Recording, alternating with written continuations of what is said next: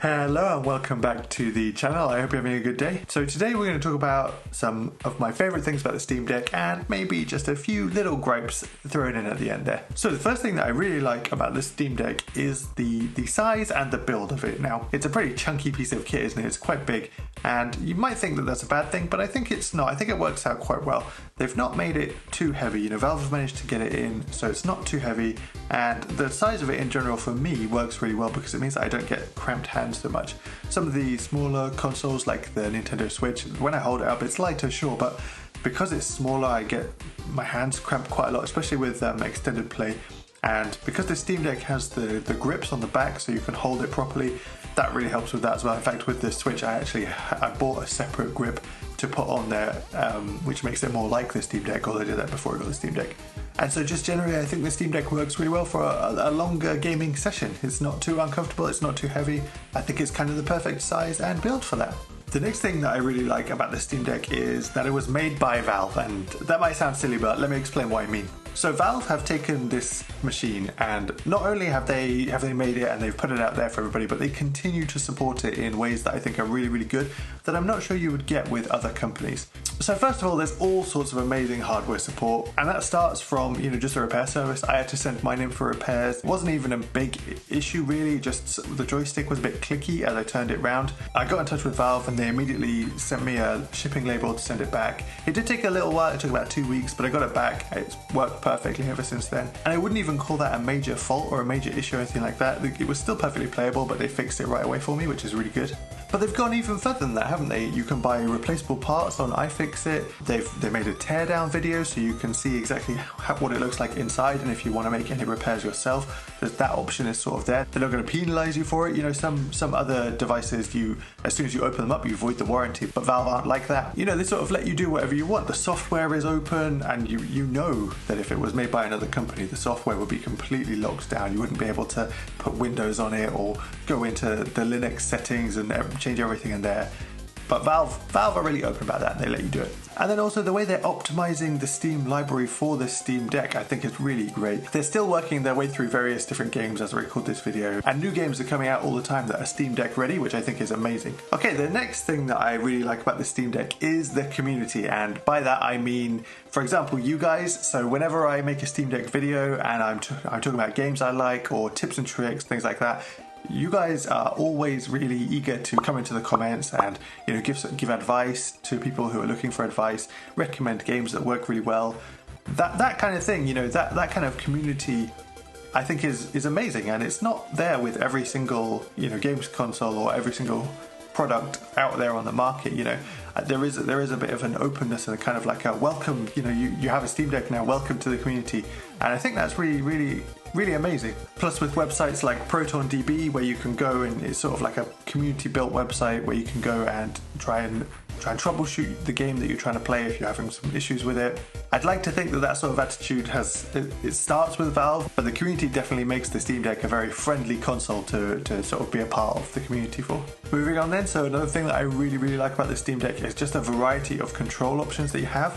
So on the Steam Deck itself, you already have quite a variety of control options. So you've got different button layouts that you can just pluck straight from the community. You've got all the normal buttons, but then you've got options from, you've got a D-pad, you've got the track pads, you've got the back buttons, and then sort of going externally, you can connect like a Bluetooth controller, you can plug in a mouse and keyboard. For the right type of game that supports it, the screen is as a touch screen, so that's kind of perfect. So literally any way you want to play is available to you. You can play, as long as the game supports it, then there's such a variety of options that you can choose from. And so I think there will be something for everyone, something that will make everybody happy. So we're going to go into the library now. The library is the next thing that I really like about the Steam Deck, and it's no surprise, is that the Steam library is absolutely massive. There's so many games on there, and the Steam Deck can play a good chunk of them. And as well as the library just being generally big, there are so many games on Steam. The thing that I really like about Steam and the Steam Deck is how you can go back and you can play these older games that really shine on the Steam Deck. Games from sort of like the PS3 era, the Xbox 360 era, that have come across the PC at some point. They're still playable. The PS5, you can't play PS3 games on it at the moment. At some point with console gaming, you sort of lose that backwards compatibility. But because the Steam Deck is just a PC and it can play any game that a PC can, as long as those games are on Steam, and we're not talking like years and years and years into the future when technology is completely different. But for now, we're able to go back and we're able to play those games on a handheld console, which normally we wouldn't be able to do. The Switch is the same. The Switch, you can't go back, you can't play 3DS games or Wii games or Wii U or GameCube, that kind of thing. The Steam Deck is kind of the only, I know it's not a console, but it's kind of the only console that allows you to go back and play games all the way through the various different generations. But then not just previous generations, but we're also talking about modern games as well. The power of the Steam Deck lets you play all sorts of games. There's so much power in your hands when you're playing a Steam Deck, and it lets you play modern games. I've been playing Elden Ring. That game came out just last year. It was the biggest game of last year, and you can play it on the Steam Deck. But just that power combined with the library, the PC library on Steam, and we're not even talking about emulation, because emulation adds so much in there, but just the library and the power of the Steam Deck combined just means you can play so many games on it, so many different options. Games for every type of gamer on there. And the last feature that I want to talk about, possibly my favorite thing about the Steam Deck, is the Suspend feature. It's so nice to finally have a reliable Suspend feature in PC gaming. I love it on the Switch. Even on the 3DS, you close that clamshell and the game is suspended. The PlayStation does it now, the Xbox does it now, but having a Suspend feature on PC so you can pause these PC games wherever you want, come back to them hours or days later and they're in the exact right spot, that's incredible to me. That's definitely my favorite thing about the Steam Deck. It's something that I think, it's kind of been missing for a long time, and it's great that it's finally here. So those were my favorite things about the Steam Deck. Those are the best things in my opinion. I'm going to talk about a couple of gripes now, and please bear in mind these are not serious complaints. I really like this Steam Deck.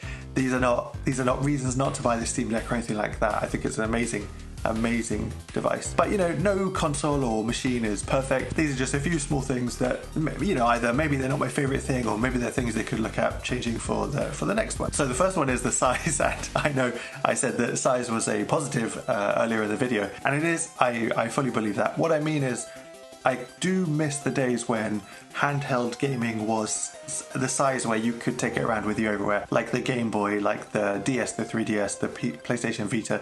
Those kind of devices, I do miss those days where you would take it with you everywhere, and you'd sort of like play whenever you had a chance. You don't really get that these days. The Steam Deck, the Switch, they're all a bit too big. So I understand why things are going that way. It means you get more power, it means you get more battery life. It can even be more comfortable to hold, but something about it, I will always miss the smaller handheld consoles that were pocket size, if you will. Okay, the next little gripe is the battery life. Now, I don't think the battery life is terrible. I really don't. I actually think it's pretty good, considering you can play certain games like Stardew Valley or Rogue Legacy 2, some of these less demanding games, you can play them for 4, 5, 6 hours. That's amazing. It is a shame though that you can't play the sort of AAA games for very long. You kind of get 2 hours at the most.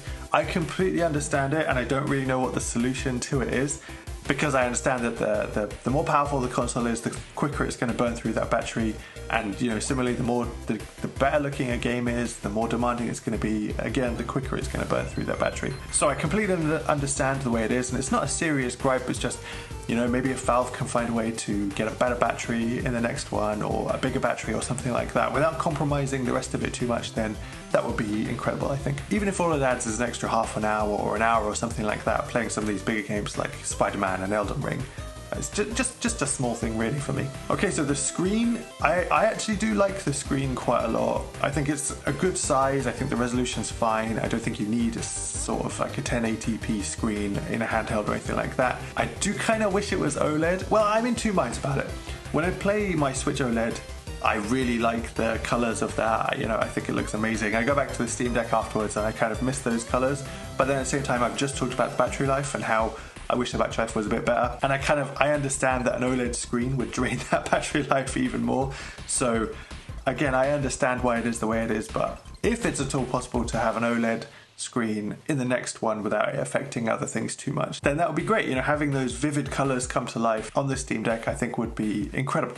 And finally, my last gripe, and this is just kind of the nature of the Steam Deck really, it's not quite as plug and play as I would like it to be. Now this is just because it's a PC, and this is how PC gaming works, but with the Switch, for example, you can play any game on the Switch store and you know it's going to run on your Switch. And you can't say the same thing for the Steam Deck. You know, you could download a game from Steam and maybe it won't work first time or at all. So there's a little bit more tinkering to do. I'm not super into that. I do kind of prefer when things just work first time. I used to really be into tinkering with PCs and things like that, but not so much these days. I would just like things to work first time. So there we are. Those are my favorite things about the Steam Deck, with maybe just a few little niggles at the end. Some things that maybe they'll change for the Steam Deck 2 if they make a Steam Deck 2. I hope they do, because the Steam Deck has been a good success and I really like it. What about you guys? What do you really like about the Steam Deck? Is there anything that you wish would be changed for an upcoming